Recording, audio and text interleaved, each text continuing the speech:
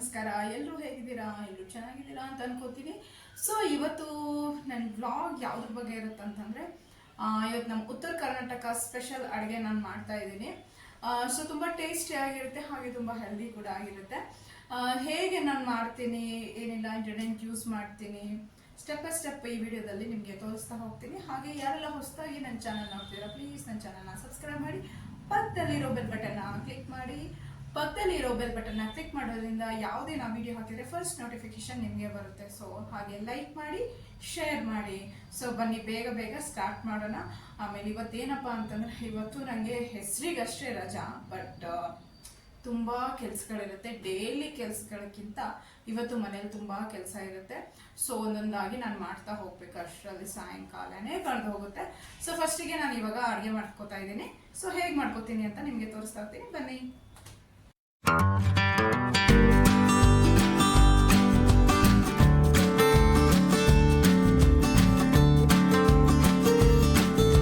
So ಉತ್ತರ Karnataka special ಜುನ್ಕ ನಾನು ಮಾಡ್ತಾ ಇದ್ದೀನಿ. ಸೊ ನೋಡಿ, ಇಲ್ಲಿ ಫಸ್ಟ್ ಮೊದಲಿಗೆ ಕಡಲೆ ಹಿಟ್ಟು, ಅರಿಶಿನ, ಎಣ್ಣೆ, ರುಚಿಗೆ ತಕ್ಕಷ್ಟು ಉಪ್ಪು, ಆಮೇಲೆ ಖಾರ ನಿಮ್ಗೆ ಎಷ್ಟು ಬೇಕಷ್ಟು ಹಾಕ್ಬೋದು. ನಾನಿಲ್ಲಿ ಹಸಿಮೆಣಸಿನ್ಕಾಯಿ ಖಾರ ತೊಗೊಂಡಿರೋದು, ಆಮೇಲೆ ಇಲ್ಲಿ ನಾನು ಹುಣಸೆಹಣ್ಣಿನ ನೀರು ತೊಗೊಂಡಿರೋದು, ಆಮೇಲೆ ಈರುಳ್ಳಿ, ಕರಿಬೇವು, ಆಮೇಲೆ ಇಲ್ಲಿ ನಾನು ಚಿಕ್ಕದಾಗಿ ಕಟ್ ಮಾಡಿ ಸ್ವಲ್ಪ ಜಜ್ಕೊಂಡಿರೋ ಬೆಳ್ಳುಳ್ಳಿ ತೊಗೊಂಡಿದ್ದೀನಿ. ಆಮೇಲೆ ಇದಕ್ಕೆ ಕೊತ್ತಂಬರಿನೂ ಯೂಸ್ ಮಾಡ್ಕೋಬೋದು, ಬಟ್ ಕೊತ್ತಂಬರಿ ನನ್ನ ಹತ್ರ ಇವಾಗ ಇಲ್ಲ, ಸೊ ಅದಕ್ಕೆ ನಾನು ಇವಾಗ ಅದನ್ನು ಯೂಸ್ ಮಾಡ್ತಾ ಇಲ್ಲ. ಸೊ ಇಷ್ಟು ಇಂಗ್ರೀಡಿಯೆಂಟ್ಸ್ನ ಯೂಸ್ ಮಾಡಿಕೊಂಡು ನಾನು ಸೂಪರ್ ಆಗಿರೋ ಟೇಸ್ಟಿಯಾಗಿರೋ ಜುನ್ಕ ರೆಡಿ ಮಾಡ್ತೀನಿ. ಸೊ ಬನ್ನಿ ನಾನು ತೋರಿಸ್ತಾ ಹೋಗ್ತೀನಿ.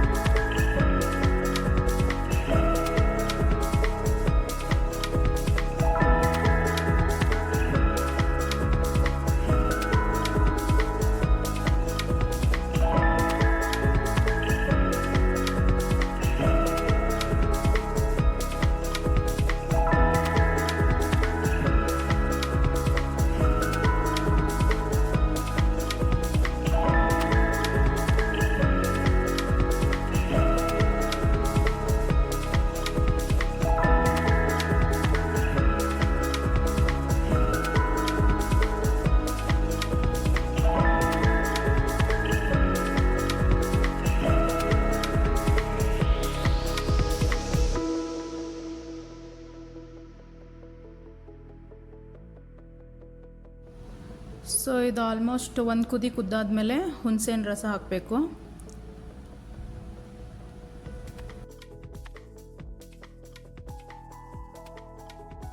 ಸೊ ಇದನ್ನು ಆಲ್ಮೋಸ್ಟ್ 7ರಿಂದ 8 ನಿಮಿಷ ಕುದಿಸ್ಕೊಳ್ಳಿ. ಅಷ್ಟರಲ್ಲಿ ರೆಡಿ ಆಗಿಬಿಡುತ್ತೆ. ಆಮೇಲೆ ಇದು ಕುದೀತಾ ಸ್ವಲ್ಪ ಗಟ್ಟಿ ಆಗ್ತಾ ಹೋಗುತ್ತೆ.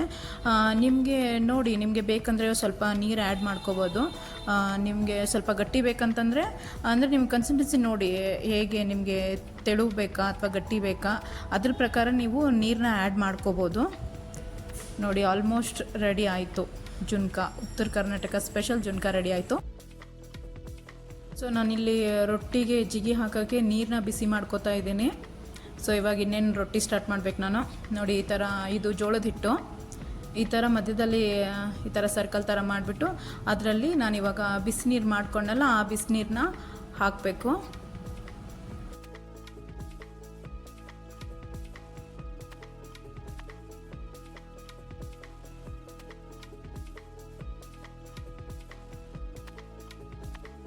ಜಿಗಿ ಮಾಡ್ಕೊಳ್ಳೋಕ್ಕೆ ಸ್ವಲ್ಪ ಬಿಸಿನೀರನ್ನ ಹಾಕಿದ ಮೇಲೆ ಇವಾಗ ನಾನು ಕಲಿಸ್ತಾ ಇರೋದು ಸ್ವಲ್ಪ ತಣ್ಣೀರನ್ನ ತೊಗೊಂಡ್ಬಿಟ್ಟು ನಾನು ಕಲಿಸ್ತಾ ಇರೋದು ಹಿಟ್ಟನ್ನ.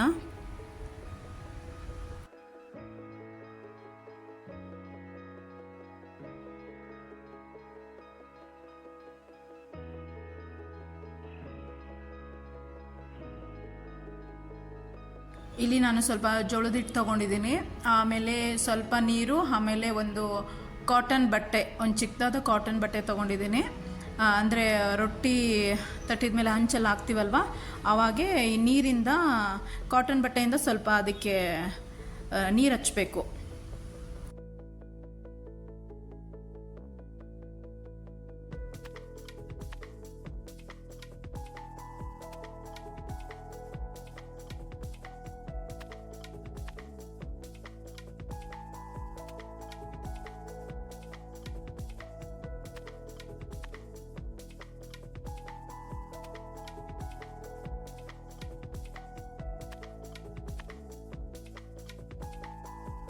ರೊಟ್ಟಿ ತಟ್ಟೋಕ್ಕಿಂತ ಮುಂಚೆ ಸ್ವಲ್ಪ ಹಿಟ್ಟನ್ನು ಈ ಥರ ಹಾಕ್ಕೊಂಡು, ಸೊ ಇವಾಗ ನಾನು ರೊಟ್ಟಿ ತಟ್ಟಕ್ಕೆ ಸ್ಟಾರ್ಟ್ ಮಾಡ್ತಾ ಇದ್ದೀನಿ.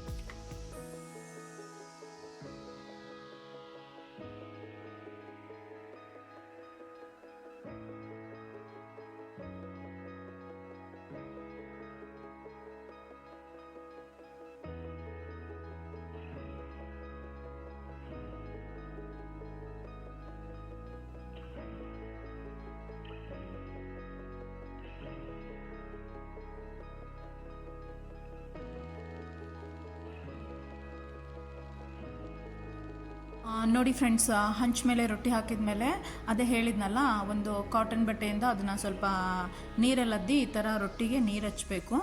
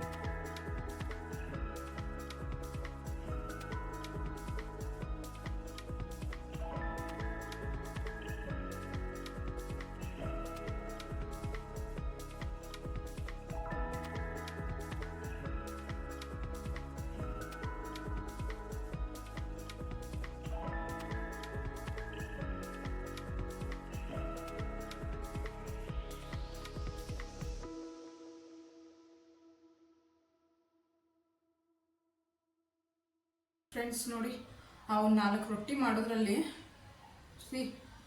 ಎಷ್ಟು ಬೆವರು ಸಿಕ್ಕಾಬಡೆ ಬಿಸಿಲಿದೆ. ಫಸ್ಟ್ ಹೋಗಿ ಮುಖ ತೊಳ್ಕೊಂಡು ಫ್ರೆಶ್ ಅಪ್ ಆಗಿ ಬರ್ತೀನಿ. ಆಮೇಲೆ ನಿಮಗೆ ನಾನು ರೊಟ್ಟಿ ಮಾಡಿರೋದು, ಎಷ್ಟು ರೊಟ್ಟಿ ಮಾಡಿದೆ ನಿಮಗೆಲ್ಲ ತೋರಿಸ್ತಾ ಹೋಗ್ತೀನಿ, ಬನ್ನಿ.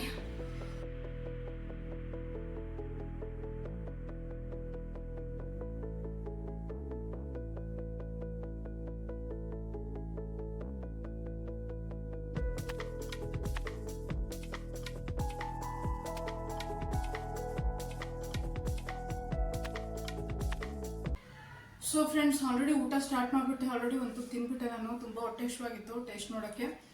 ನೋಡಿ, ಇದು ನಮ್ಮ ಉತ್ತರ ಕರ್ನಾಟಕದ ಊಟ. ರಿಯಲಿ ಎಷ್ಟು ಟೇಸ್ಟಿಯಾಗಿರುತ್ತೆ ಅಂತಂದರೆ ಒಂದ್ಸರಿ ನೀವು ಟ್ರೈ ಮಾಡಿ. ನಾನು ತೋರಿಸಿದ್ನಲ್ಲ ರೊಟ್ಟಿ ಹೇಗೆ ಮಾಡೋದು ಅಂತ, ಸೊ ಆ ಥರ ಟ್ರೈ ಮಾಡಿ. ಸೂಪರ್. ಅದ್ರ ಜೊತೆ ಈರುಳ್ಳಿ, ಉಳ್ಳಾಗಡ್ಡಿ, ಸೂಪರ್.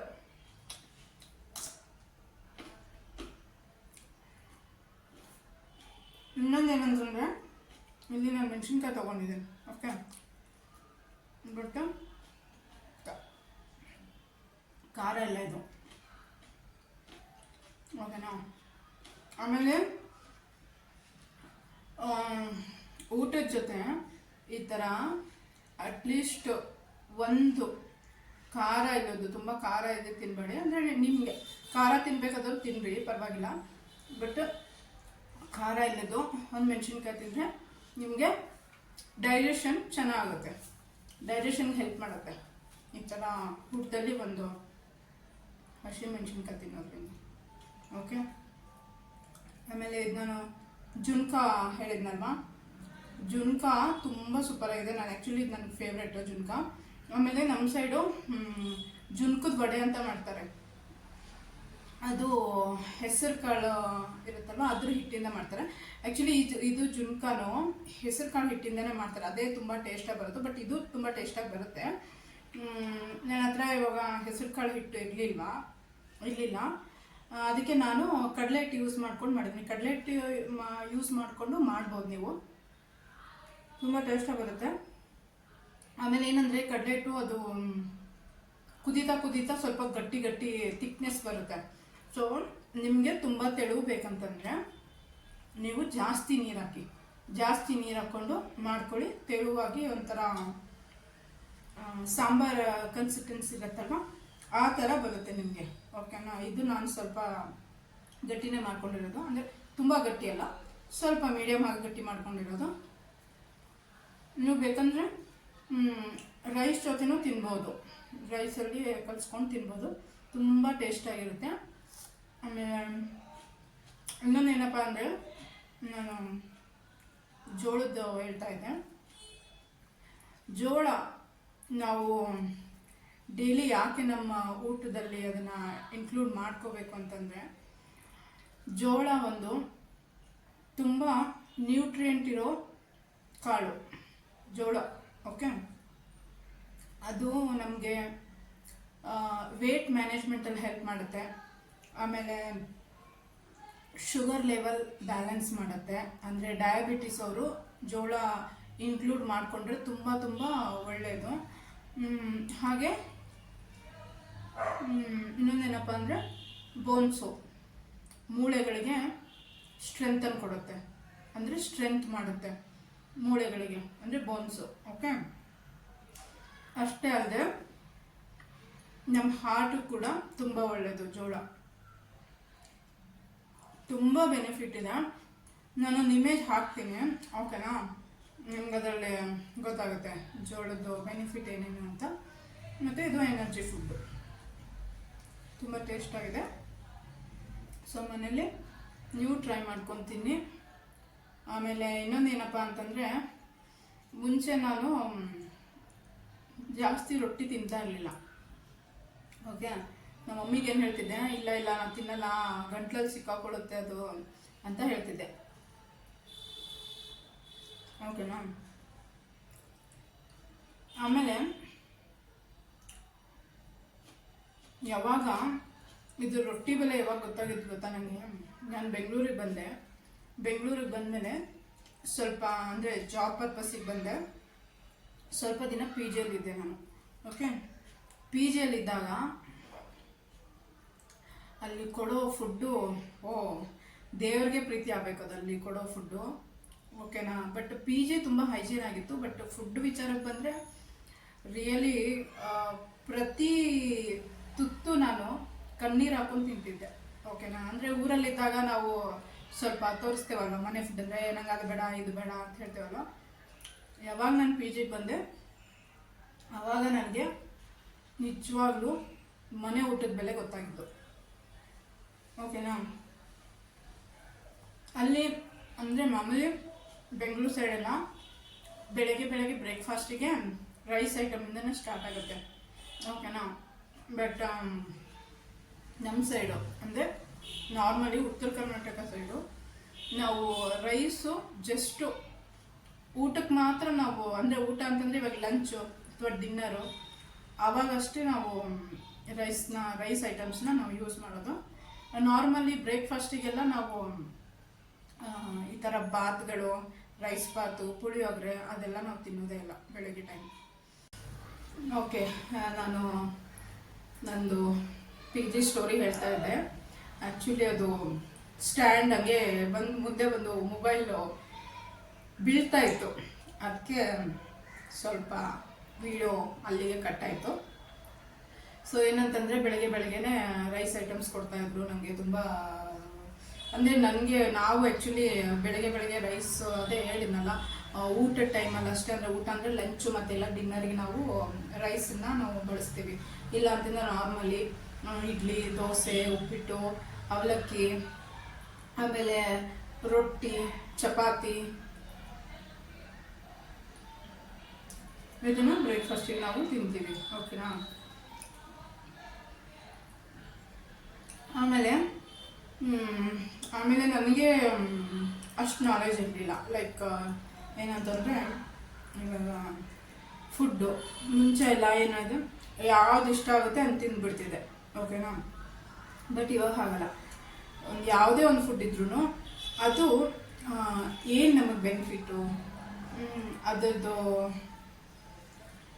ಅದ್ರ ಬೆನಿಫಿಟ್ ಏನು ನಮಗೆ, ಇವಾಗ ನನ್ನ ಬಾಡಿಗೆ ಅದು ಸೂಟೇಬಲ್ ಆಗುತ್ತಾ, ನನ್ನ ಬಾಡಿಗೆ ಅದು ನ್ಯೂಟ್ರಿಯೆಂಟ್, ನನ್ನ ಬಾಡಿಗೆ ಅದು ಸೆಟ್ ಆಗುತ್ತಾ, ಇದು ನನ್ನ ಬಾಡಿಗೆ ಓಕೆನಾ, ಆ ಥರ ಎಲ್ಲ ನೋಡಿ ನಾನಿವಾಗ ಫುಡ್ ತಿಂತಾ ಇರೋದು. ಸೊ ಆ ಥರ ನೋಡಿ ತಿಂತಾ ಇರಬೇಕಾದ್ರೆ ಕೆಲವೊಂದನ್ನು ನಾನು ಇವಾಗ ಯಾವುದೋ ಫುಡ್ಡು ತಿನ್ನಬೇಕಂದ್ರೆ ಅದ್ರದ್ದು ಏನು ಮಹತ್ವ, ಲೈಕ್ ಐರನ್ನ, ನ್ಯೂಟ್ರಿಷನ್ನ, ಕ್ಯಾಲ್ಸಿಯಮ್ಮ ಅದೆಲ್ಲ ನೋಡ್ತೀನಿ ನಾನು. ನೋಡಿಬಿಟ್ಟು ಸೆಲೆಕ್ಟ್ ಮಾಡಿ ತಿನ್ನೋದು. ಹಾಗೆ ಇದು ಚೆನ್ನಾಗಿದೆ ಅಂತೇಳಿ ಟಕ್ಕಂತ ಎಲ್ಲನೂ ನಾನು ಆ ಥರ ಇವಾಗ ತಿಂತಾಯಿಲ್ಲ. ಆಮೇಲೆ ಹೇಳಿದ್ನಲ್ಲ, ಪಿ ಜಿಯಲ್ಲಿ ನಮ್ಮ ಊಟನ ನಾನು ಮನೆ ಊಟ ತುಂಬ ಮಿಸ್ ಮಾಡ್ಕೋತಿದ್ದೆ ಅಂತ. ಆಮೇಲೆ ರೊಟ್ಟಿ ಆಮೇಲೆ ಎಸ್ಪೆಷಲಿ ನನಗೆ ತರಕಾರಿ ಅಂದರೆ ಹಸಿ ತರಕಾರಿ ತುಂಬ ಇಷ್ಟ. ಅಂದರೆ ಇವಾಗ ನಾಟ್ ಓನ್ಲಿ ಅಂದರೆ ಬರೀ ರೊಟ್ಟಿಯಲ್ಲಿ ಚಪಾತಿಯಲ್ಲಿ ಕೆಲವೊಬ್ಬರೆಲ್ಲ ಆಲ್ಮೋಸ್ಟ್ ರೊಟ್ಟಿಯಲ್ಲಿ ಚಪಾತಿಯಲ್ಲಿ ತರಕಾರಿ ಜಾಸ್ತಿ ತಿಂತಾರೆ, ಅಂದರೆ ಹಸಿ ತರಕಾರಿ. ಬಟ್ ನಾನು ಇವನ್ ರೈಸಲ್ಲೂ ತರಕಾರಿ ತಿಂತೀನಿ, ಹಸಿ ತರಕಾರಿ. ಇದರಲ್ಲಿ ಒಂದು ಮಿಸ್ ಆಗಿದೆ. ಏನು ಗೆಸ್ ಮಾಡಿ? ಅಂದರೆ ಎಸ್ಪೆಷಲಿ ಉತ್ತರ ಕರ್ನಾಟಕ ಯಾರಿರ್ತಾರಲ್ಲ ಅವ್ರಿಗೆ ಗೊತ್ತಾಗುತ್ತೆ ಇದರಲ್ಲಿ ಏನೋ ಒಂದು ಮಿಸ್ ಆಗಿದೆ ಅಂತ. ಗೆಸ್ ಮಾಡಿ, ಗೊತ್ತಾದರೆ ಕಮೆಂಟ್ ಮಾಡಿ. ಓಕೆ? ಅಂದರೆ ಇದು ಕಂಪ್ಲೀಟಾಗಿ ಒಂದು ಊಟ ಆಗಿಲ್ಲ, ಅಂದರೆ ಏನೋ ಒಂದು ಮಿಸ್ ಆಗಿದೆ. ಸೊ ಅದನ್ನು ಗೆಸ್ ಮಾಡಿ, ಗೊತ್ತಾದರೆ ಕಮೆಂಟ್ ಮಾಡಿ. ಓಕೆ? ಸೊ ಡೈಲಿ ನೀವು ಜೋಳ ಬಳಸಿ, ಆಮೇಲೆ ಹೆಲ್ದಿ ಆಗಿರಿ, ಹೆಲ್ದಿ ಫುಡ್ನ ತಗೊಳ್ಳಿ. ಆಮೇಲೆ ಏನಪ್ಪ ಅಂತಂದರೆ ಎಲ್ಲ ಫುಡ್ಡು ಎಲ್ಲ ಬಾಡಿಗೂ ಸೂಟೇಬಲ್ ಆಗಲ್ಲ. ಓಕೆನಾ? ಸೊ ಕೆಲವೊಬ್ರಿಗೆ ಹೀಟ್ ಬಾಡಿ ಇರುತ್ತೆ, ಕೆಲವೊಬ್ರಿಗೆ ಕೋಲ್ಡ್ ಬಾಡಿ ಇರುತ್ತೆ. ಕೋಲ್ಡ್ ಬಾಡಿ ಇರೋರು ಸ್ವಲ್ಪ ಕೋಲ್ಡ್ ಪದಾರ್ಥ ಇರೋ ಫುಡ್ನ ಸ್ವಲ್ಪ ಅವಾಯ್ಡ್ ಮಾಡಬೇಕು. ಹೀಟ್ ಬಾಡಿ ಇರೋರು ಸ್ವಲ್ಪ ಹೀಟ್ ಪದಾರ್ಥನ ಅವಾಯ್ಡ್ ಮಾಡಬೇಕು. ಸೊ ಅದಕ್ಕೆ ಎಲ್ಲ ಫುಡ್ಡು ಎಲ್ಲ ಬಾಡಿಗೂ ಸೆಟ್ ಆಗಲ್ಲ. ನಿಮ್ಮ ಬಾಡಿಗೆ ಏನು ಕಡಿಮೆ ಇದೆ ಅಂದರೆ ಕ್ಯಾಲ್ಶಿಯಂ ಕಡಿಮೆ ಇದೆನಾ, ಐರನ್ ಕಡಿಮೆ ಇದೆನಾ, ಪ್ರೋಟೀನಾ, ವಿಟಮಿನ್ಸಾ, ಏನು ಕಡಿಮೆ ಇದೆಯಲ್ಲ ಅದು ರಿಲೇಟೆಡ್ ಫುಡ್ ತಿನ್ನಿ, ಹೆಲ್ದಿಯಾಗಿರ್ತೀರ. ಆದಷ್ಟು ಮನೆ ಫುಡ್ಡೇ ತಿನ್ನಿ, ಓಕೆನಾ. ನಾನಂತೂ ಇವಾಗ ಕಂಪ್ಲೀಟಾಗಿ ಆಚೆದು ಸ್ಕಿಪ್ ಮಾಡಿಬಿಟ್ಟಿದ್ದೀನಿ. ಅದು ಏನಾದರೂ ಹೊರಗಡೆ ಒಂದೊಂದ್ಸರಿ ಡೈಲಿ ಮನೇಲಿ ತಿಂದು ಸಮ್ ಟೈಮ್ಸ್ ಬೋರ್ ಆಗುತ್ತೆ. ಮನೆ ಫುಡ್ ಬೋರ್ ಆಗಿಲ್ಲ ಅಂದರೂ ಅಡುಗೆ ಮಾಡ್ಕೊಳ್ಳೋಕೆ ಒಂಚೂರು ಬೋರ್ ಆಗುತ್ತೆ. ಸೊ ಆವಾಗ ನಾನೇನು ಮಾಡ್ತೀನಿ ಅಂದರೆ ಸೆಲೆಕ್ಟೆಡ್ ಹೋಟೆಲ್ಗೆ ಹೋಗ್ಬಿಟ್ಟು ಅದು ಲೈಕ್ ಚಾಟ್ಸು ಆಮೇಲೆ ಜಂಕ್ ಆ ಥರ ಏನು ತಿನ್ನಲ್ಲ, ಊಟ ತಿಂತೀನಿ ನಾನು. ಊಟ ಲೈಕ್ ಇವಾಗ ಪನ್ನೀರ್ ಐಟಮ್ಸ್ ಇರ್ಬೋದು, ಮಶ್ರೂಮ್ ಐಟಮ್ಸು ಆ ಥರ, ಅದರಲ್ಲೂ ಹೆಲ್ದಿ ಇರೋದು ತಿನ್ನೋದು ನಾನು, ಹೊರಗಡೆ ತಿನ್ನೋದು. ಓಕೆ, ಸೊ ಎಲ್ರಿಗೂ ನನ್ನ ವಿಡಿಯೋ ಹೇಗೆ ಅನ್ನಿಸ್ತು? ಆ್ಯಕ್ಚುಲಿ ಹೇಳ್ಬೇಕಂದ್ರೆ ಇವತ್ತು ರೊಟ್ಟಿ ಮಾಡೋ ಪ್ಲ್ಯಾನ್ ಇರಲಿಲ್ಲ. ನಿಮಗೋಸ್ಕರ ನಾನು ತೋರಿಸ್ಬೇಕು, ವಿಡಿಯೋ ತೋರಿಸ್ಬೇಕು, ನಾವು ರೊಟ್ಟಿ ಹೇಗೆ ಮಾಡ್ತೀವಿ ಏನು ಎತ್ತ ಅಂತ ನಿಮಗೋಸ್ಕರ ನಾನಿದು ರೊಟ್ಟಿ ವಿಡಿಯೋ ಮಾಡಿ ಹಾಕಿರೋದು. ಸೊ ಹೇಗಿದೆ ಅಂತ ಕಮೆಂಟಲ್ಲಿ ತಿಳಿಸಿ, ಹಾಗೆ ಲೈಕ್ ಮಾಡಿ. ಆಮೇಲೆ ಯಾರೆಲ್ಲ ಹೊಸದಾಗಿ ನನ್ನ ಚಾನಲ್ ನೋಡ್ತಾ ಇದ್ದೀರಾ ಪ್ಲೀಸ್ ನನ್ನ ಚಾನಲ್ನ ಸಬ್ಸ್ಕ್ರೈಬ್ ಮಾಡಿ, ಆಮೇಲೆ ಲೈಕ್ ಮಾಡಿ, ಶೇರ್ ಮಾಡಿ. ಹೀಗೆ ನಾನು ಒಂದೊಂದು ತುಂಬ ಹೆಲ್ದಿಯಾಗಿರೋ ನಮ್ಮ ಉತ್ತರ ಕರ್ನಾಟಕ ಫುಡ್ನ ನನ್ನ ವ್ಲಾಗಲ್ಲಿ ತೋರಿಸ್ತಾ ಹೋಗ್ತೀನಿ. ಸೊ ವಿಡಿಯೋನ ನಾನಿಲ್ಲೇ ಎಂಡ್ ಮಾಡ್ತಾ ಇದ್ದೀನಿ. ನೆಕ್ಸ್ಟ್ ವ್ಲಾಗಲ್ಲಿ ನಿಮ್ಗೆ ಸಿಗ್ತೀನಿ. ಅಂಟಿಲ್ ದೆನ್ ಟೇಕ್ ಕೇರ್, ಬಾಯ್.